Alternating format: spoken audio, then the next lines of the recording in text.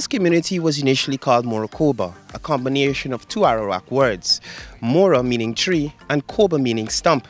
Several decades later, it was officially changed to Moraikobai.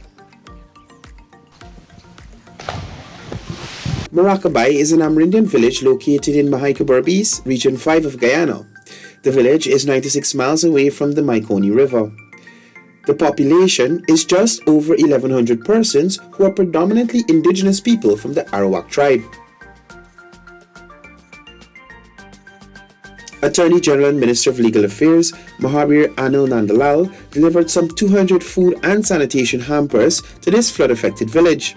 The distribution was a part of government's ongoing effort to support communities severely affected by nationwide flooding. Farmers in the community also benefited from the Ministry of Agriculture's relief grants geared towards returning those farmers to the fields. Here with Gertrude Andrews, a farmer from Moraikobai. Now, Gertrude, tell me a little bit about your farm and what did you have on it before the flood? Before the flood, my farm we plant like edo and cassava, and plantain, banana, pepper. Okay. So, just like other places around Guyana, we had some serious rainfall, serious flooding. You'd have lost a lot of the crops and stuff. Were you able to benefit from any government assistance, like flood relief from the Ministry of Agriculture?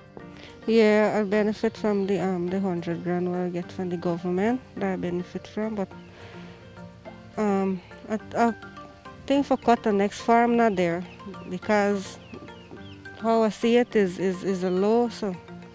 Like in case any flood for come out, you can flood so far. So you're relocating your farm to higher ground? Yes. So you got $100,000 from the government to put back into your farm. What have you started to do so far? Well, I start to cut the next farm. But right now I then weeding the other farms the one that was really affected, like the one was affected. So I'm cutting the next farm right about now. Okay. Do you think it was a good idea for government to assist farmers in getting back to the land? Yes, it is a good thing because for me, I get a good relief because with the money for cut the next farm and then planning to buy crops with it, other crops. Yeah, like banana sucker and banana, so because up here people selling it. They had a lot of flooding in the area. Were the farmers helped by government to get back to the land? Yeah, well, my wife was one who get through, so I don't know about the rest, but I know about she was satisfied with it. You know, it's a great help because we lose a lot of things. You know, we planted soccer, we bitter kali, I called cassava and the sweet cassava, all the yam and sweet potato, everything was destroyed, but it's a great help. I'm here with Alinda Antonio, a livestock farmer here at Moraikobai. Now, Alinda used to, or I should say has recently restarted mining meat birds. So Alinda, explain to me a little bit of how you lost your first set of meat birds. What happened? Too much flood. The rain from underneath, he does thing soaking and he does the water that kill the chicken sometimes. You find about 5 for the morning dead. Every morning, till all that's dead out. So the Ministry of Agriculture would have made a relief grant available to you. You got some money to restart your chicken operation. So tell us a bit about what you have going on right now. Well, start mine back chicken. Yeah, easy. Okay. So how many chickens do you have currently? We get 120 chicken in the pen right now. So the money was actually able to get you to put everything back for this operation to get it back up and running right away? Yes. Okay. So you got feed, medication, boards, everything one time? Yeah. So I'm talking to Hormina from Moraikobai, a farmer and also from the looks of things behind me, she makes cassava bread as well. Now tell me a little about your farm and how you were affected by the flood. We affected by the flood, the cassava that we planted rotten out, majority. Okay. Yeah. So the Ministry of Agriculture made funds available to farmers. with that money, were you able to actually go back to the land and get things going again? Yes, I already start already. So what were you able to do? Well, I start put back like the cassava, the pineapple, and other crop.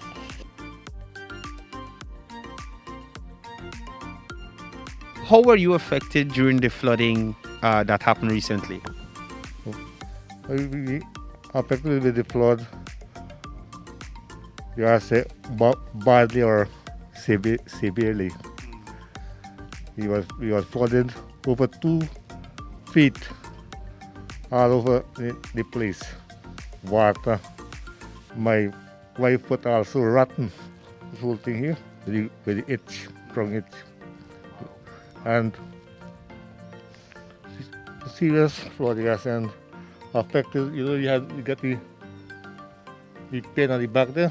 We get buying chicken and duck, and so we lose, you guys said, tremendously. I think we lose them. Okay, so the flood affected you at your home and also killed out most of your livestock that you rear. Right. So the Ministry of Agriculture would have given out some flood relief. Were you able to benefit?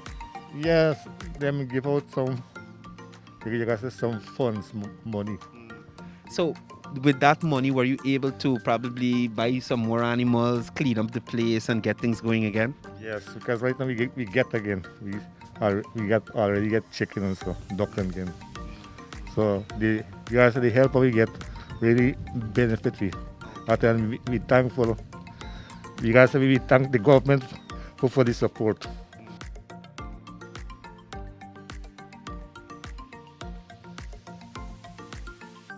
I'm here with Mary Joseph, a cassava farmer in Moraikobai. Now, Mary controls about 3 acres of land where she cultivates cassava. Now, Mary, flooding happened in this area. Tell us a bit about what you had and what you lost. I had cassava and I had pineapples during in the month of May and June. And I have cassava farm that was a year and 6 months old, ripe. And presently now, my cassava just root out because of the flood, it rotting. And this is a young farm, and a half-acre damage. This is my son's farm that I plant for him. I have another farm that was born over there. During the flood, it was so much of rain I couldn't have born my farm. So I lost around my home. I had my ducks for my pen was sitting. I lose all them eggs, them ducklings, and my meat birds, what I mine. So the Ministry of Agriculture, they gave some money for persons to start replanting, clear up the land and things like that. Were you able to benefit from that? Yes, I benefit from that part.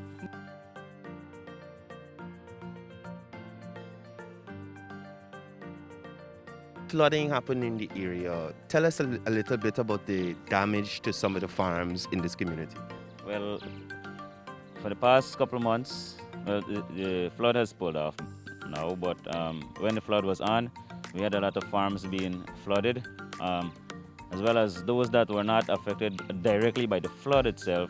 They were affected by the heavy rainfall because the ground was very saturated, and especially the cassava and the other root crops, they deteriorate from under. So were you able to, after the flood waters would have pulled off the land, offer advice in terms of disease control, prepping the land again to get back to production and that kind of thing with the farmers?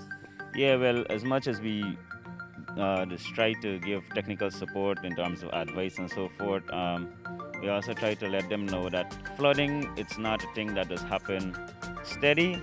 So even on the areas that was flooded, we advise that you still could go back and plant there, right?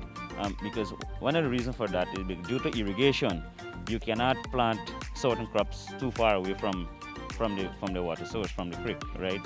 So that is the major disadvantage of planting next to the river due to irrigation. To show across Guyana, farms devastated by floodwaters. Did this community receive any assistance from government to probably put the farmers back to work or alleviate any of the damages persons would have sustained due to the flooding? Yep. So we talk about the flooding. I think we all experienced one of something that made history in Guyana, and it's all due to climate change and global warming and so forth. Right, and it's the first time in history that Moraikobai have been sieged by the water for such a long period of time. It's over 3 months. It's really devastated people's life. Farms were destroyed. Even loggers, because I said earlier, it's Morocco was known for a logging community, and so a lot of the trails, they were eroded. Farmlands were underwater, and so many things. But that's the bad part. The good part is that the government responded in a very positive way. They were able to give us food supplies during the flood. We receive on a weekly basis food packages that were able to help residents go through the flooded period. And recently, there were farmers who were able to receive cash grants also that would have helped them to start back again, buy seedlings, and start new farms and so forth.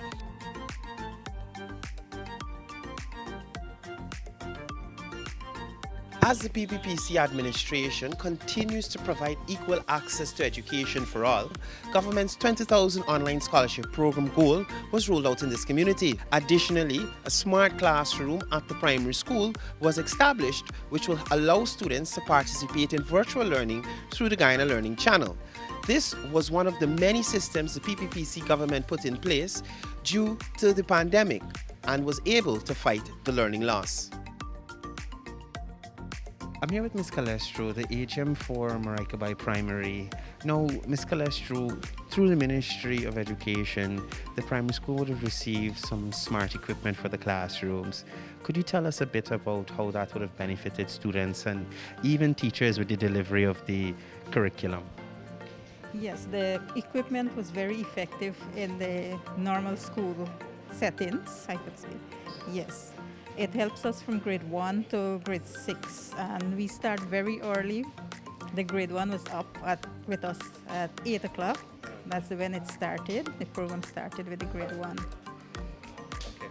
So you had 11 students writing the NGSA exams. All 11 were successful. Did this Guyana Learning Channel material and access to this material play any part in helping them to get across that boundary? Yes, it helps. It was really effective with it too. Okay. Now, in relation to your teachers, how have they found having this equipment in the school and the delivery of the subject matter? Yeah, I think the teachers really love this part here because they also learn from it too. I'm here with Manisha Daniels, a teacher at the Moraikobai Primary School. Actually, I should say the grade 6 teacher at the Moraikobai Primary School. Now, she would have shepherded 11 students to the grade 6 examinations, with all 11 of them being successful. So, Manisha, tell me a little bit about teaching here in Moraikobai. I know being a hinterland community, although you're still in Region 5, access to certain materials is a little hard. But how did you fare dealing with these students and delivering the curriculum? All right.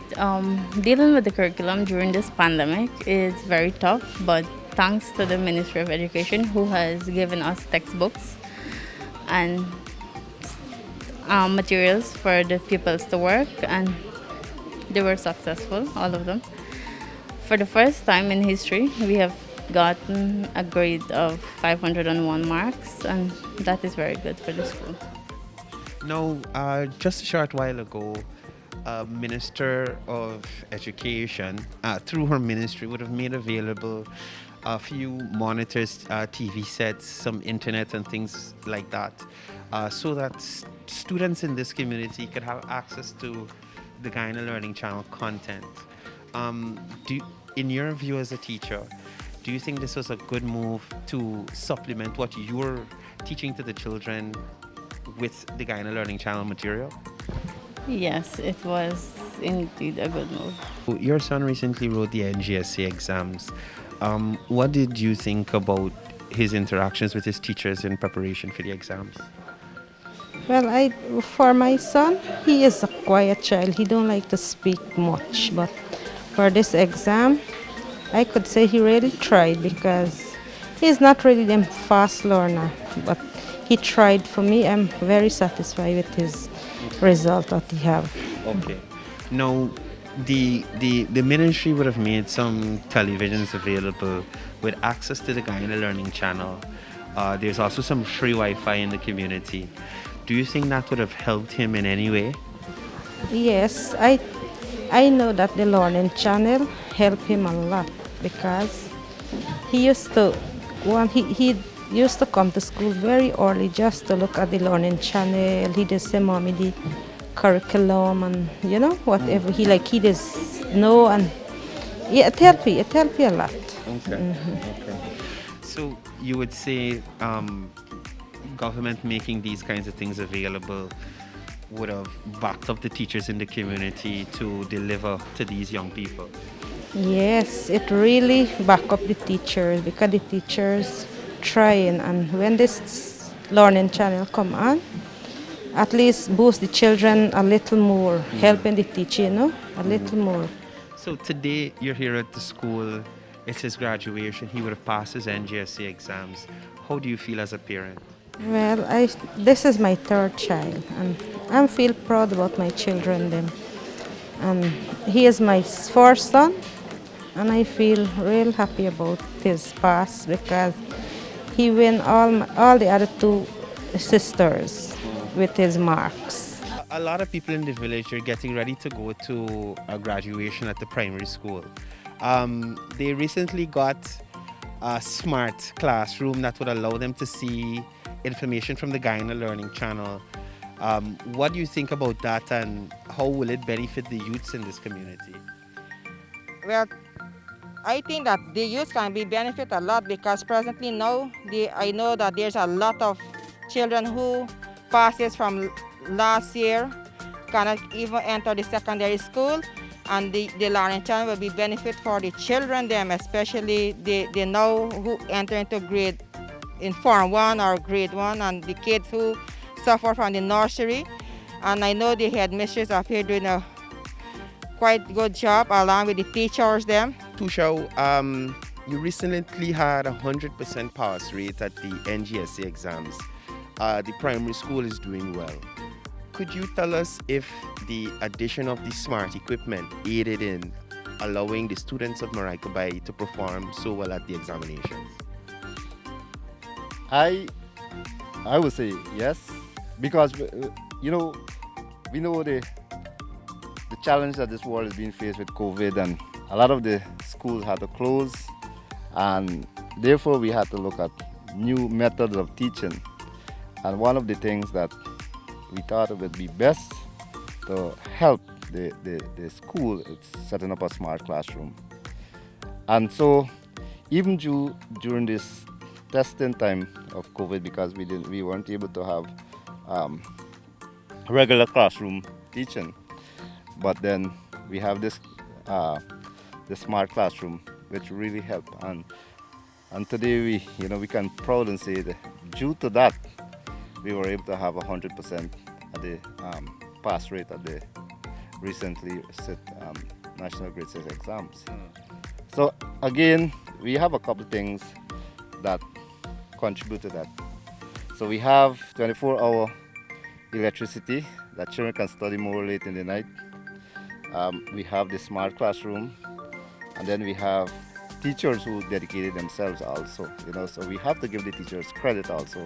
Tourism in Moraikobai was given a boost with the construction of a new eco-lodge that will cater for tourists who wish to make overnight trips to the community.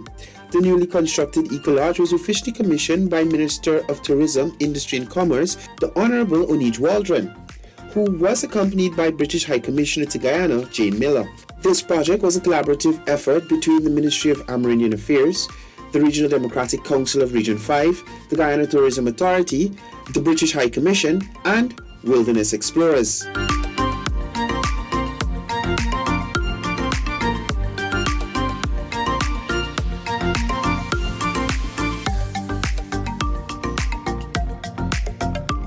So I'm here with Alan Mohammed, one of the members of the Moraikobai Safari 2021, and we're here at the Ubini Lodge. Now, this lodge was recently commissioned by Minister of Tourism, the Honorable Onij Waldron. So you guys came in just yesterday, you spent the night at the lodge. Share your thoughts on this facility.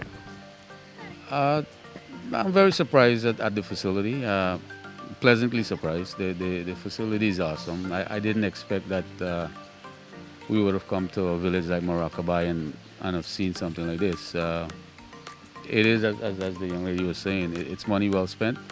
I'm very impressed, and this is something you could, you could tell your friends from overseas that, hey, this is a beautiful place to come and spend some time.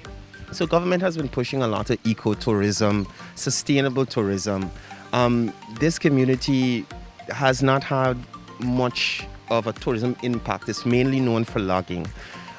Do you think that initiatives like these should be implemented across the country in other indigenous communities so that those communities can have a chance to sell their craft, their local food, and their tourism product?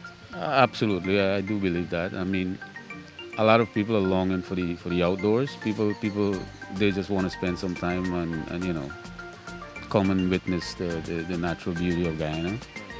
And I think the more of it that they are, the better it is for the country as a whole, and especially the indigenous villages. In closing, what are some of the things you saw on the way in, and some of the experiences that you are going to take part in whilst you're here? Oh, well, actually, we're heading out now to do some fishing. The guys went out last night. They drove around to see if they would have seen any animals and stuff around. That's basically it. I mean, enjoy the creek and whatever the nature has to offer here. But it is a very pleasant experience.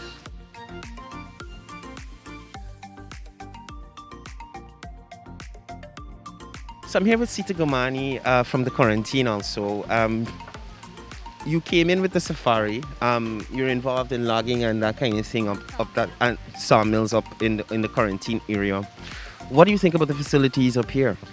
Well, I have been traveling to Oyala, Siparuta, and around Guyana, and this was amazing when I came here. The wiring, the electricity, at least you can have the internet. They put on solar, and it's really, really comfortable. I didn't expect, and the quality of work. First time I have seen that areas with the government money is well spent, and construction, I must say, is immaculate condition.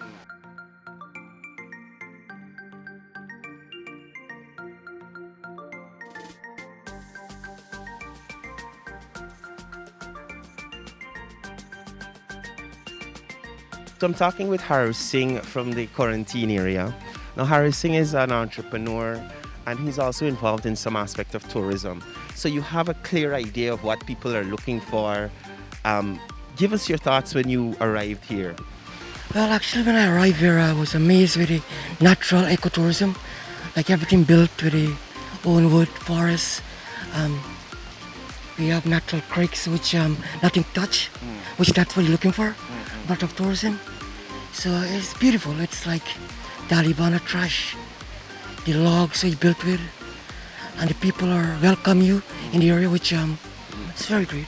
As a tourism inclined person, how important do you think it is to market Guyana's local tourism product, especially our ecotourism product? Well, ecotourism product in some of the areas, like coming through here, road infrastructure is the main thing. Without the infrastructure, we cannot access areas, which may be both. So the road facility should be one of the main thing. Access the different areas, which like here, it's a safari operation which we coming through, but need more operate on the roads, which can help develop tourism more. I wanted to ask you a bit, what do you think about the eco lodge that they built a little way from here? Well, the eco lodge that we built away from here, I think that through the eco lodge, we the people in Moraikobai, especially the youngsters and the farmers, them, that is actually creating a job, creating a financial for we, the people in Moraikobai, because when visitors come to visit our eco lodge, I know that we're going to get our handicraft sell, we're going to get our cassava breads, cash rip, we're going to get our payawari, our fly, and things to sell. And I know that it's something that develop in Moraikobai. So the eco lodge in Moraikobai is very, very important and is very, very good. And I thank the government for helping us. And I still welcome more thanks that they can put to the eco lodge, because this is the first time we get in safari coming to this village after 2 years. They opened up an eco lodge up here so that tourists could come and stay. Persons in this community, they make craft, cassava bread and things like that. Do you think this eco lodge and tourists coming to this community would help to bring money into this community? Yes, that would be a great boost, because at least we say like the tourism will come in regular, the cassava we cars and other stuff could sell, and that would be a good boost in the community.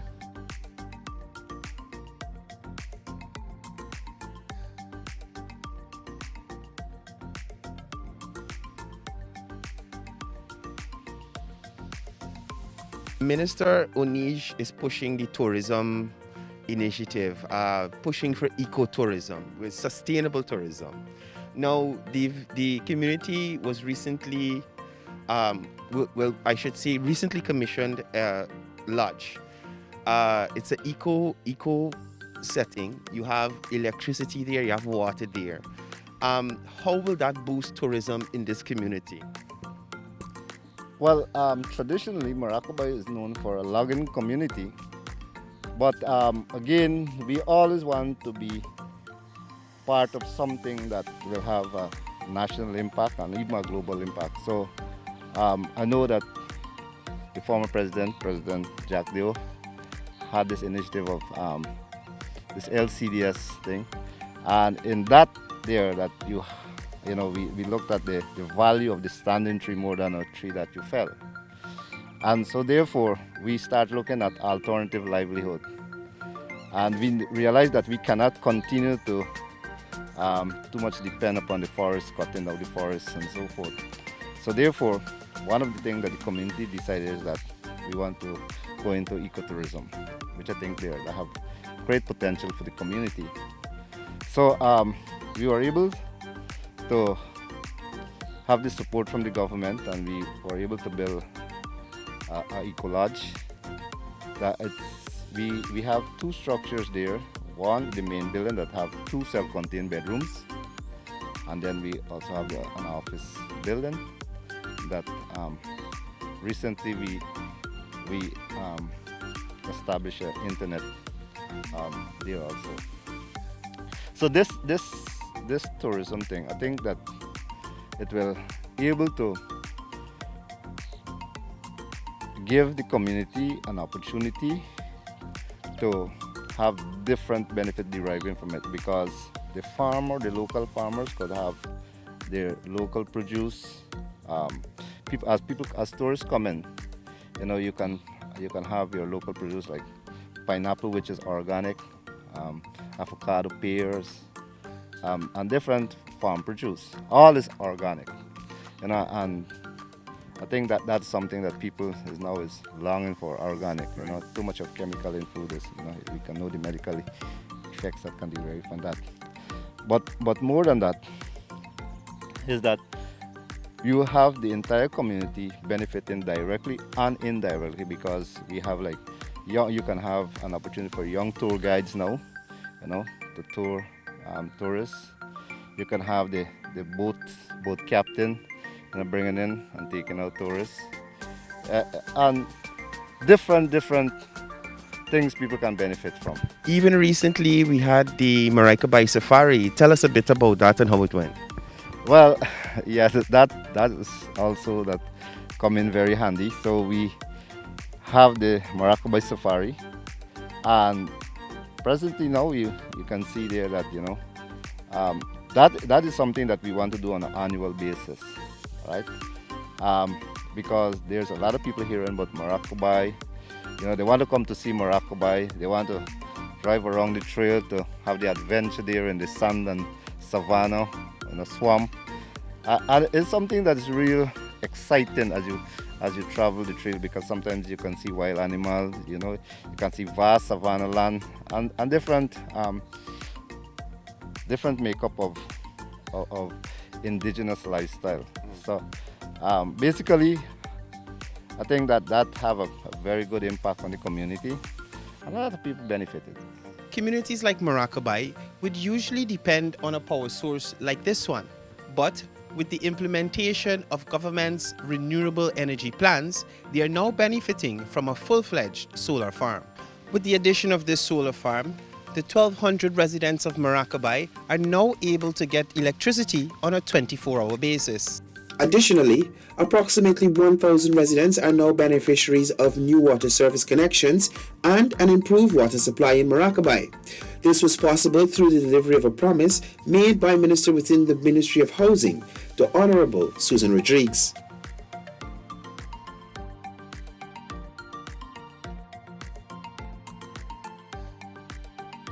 We're here with Nisha Adrian, a resident of Moraikobai. Now, Nisha, water to houses here. Tell me a bit about the water situation in Moraikobai. Water situation is very good because the Minister of Housing and Water do a very great job in the village. Okay, so persons getting water to their homes, good pressure, you don't have to go anywhere to fetch water anymore, nothing of that sort, right? Yes, everybody getting good pressure at their home. Okay. Now, what about electricity and things like that? Is it a case in here where it's for 12 hours and then it's off, or is it 24 hours a day? It is 24 hours.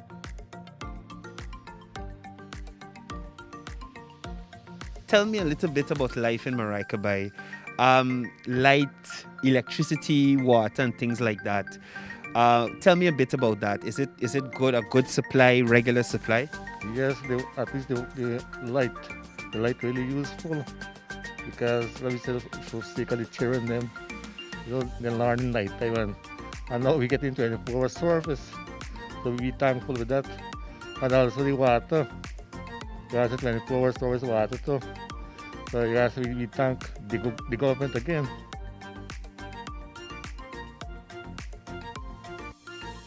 In terms of Moraikobai, tell me about water and electricity in this area.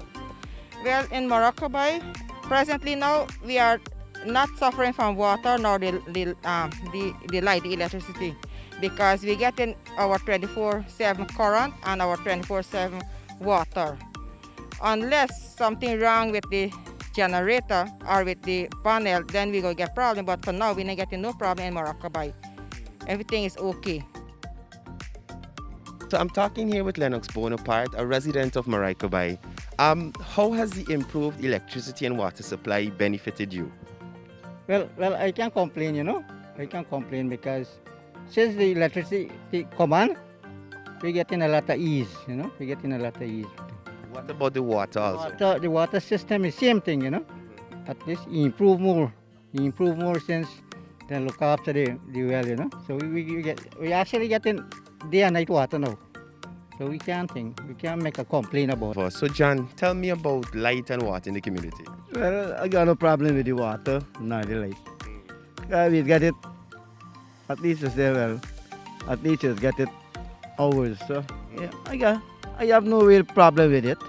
At least it improve a lot with the light and the water, because first you gotta go down at the river, but now water there. When you get you want the black water, you know, you gotta go down at the river. So I don't see any problem with it for me. I don't know about the other residents, but for me, I'm satisfied with it. How long have you been living in the area? I'm actually born here. Went to the primary school, then I went to the secondary school at Moraikobai. I also went to GSC, so then I came back home. So tell me a little bit about light, water, and that kind of stuff in the area. Well, on the light and the electricity, Father, it's been an improved system before now, because when we first started with the genset, we used to get only 4 hours of electricity, that is from 6 to 10 in the night, and that was it for the 24 hour. But thanks to the government of Guyana, we are getting, I would say, 24-hour electricity. In an effort to create employment in communities like this one, government has been working with the village councils to employ persons to do remedial and other developmental works in the community. I'm here talking with Jeff Bonaparte, who was the team leader as GWI, along with the village council, extended the water services to further ends of this community. Jeff, tell us a little bit about the extension service.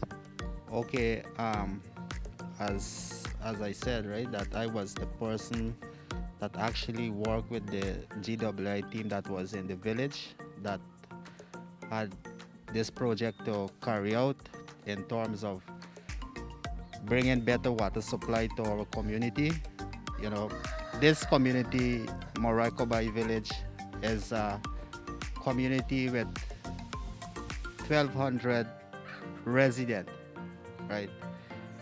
And this project that GWI come and do in this community, it gives this community, I should say, a real boost in terms of water supply and job creation, because we had 18 workers from our community that actually did this job.